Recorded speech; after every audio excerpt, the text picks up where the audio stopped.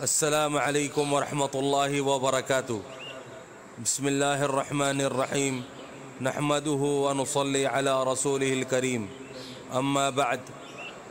نبی اکرم صلی اللہ علیہ وسلم کا ارشاد ہے کہ رمضان المبارک کی ہر شب و روز میں اللہ کے یہاں جہنم کے قیدی چھوڑے جاتے ہیں، اور ہر مسلمان کے لیے ہر شب و روز میں ایک دعا ضرور قبول ہوتی ہے۔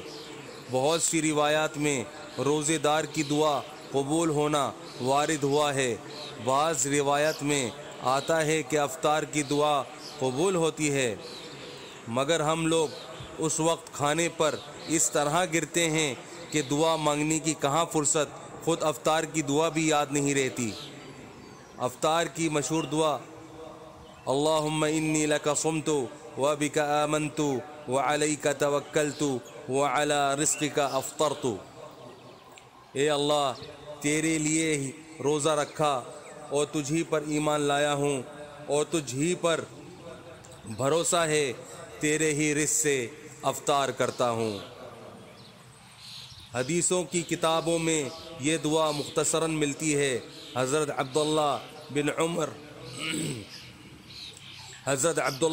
بن عمر بن عاص رضی اللہ عنہ افطار کی دعا یہ کرتے تھے، اللہم انی اسألک برحمتک التی وسعت کل شیء ان تغفر لی۔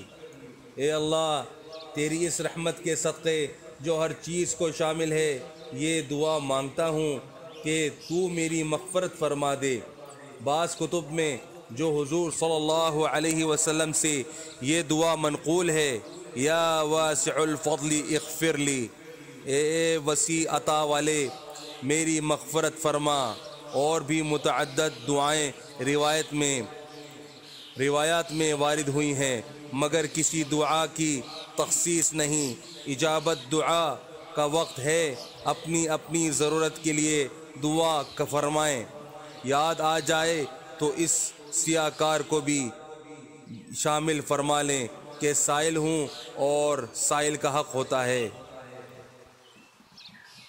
بس میرے بھائیوں دوستوں، جو آج ہم نے پڑھا ہے، سنا ہے، اللہ پاک ہمیں اس پر عمل کرنے کی اور دوسروں تک پہنچانے کی توفیق عطا فرمائے، اور رمضان المبارک میں زیادہ سے زیادہ نیک اعمال کرنے کی، دعاؤں کا اہتمام کرنے کی توفیق عطا فرمائے۔ السلام علیکم ورحمۃ اللہ وبرکاتہ۔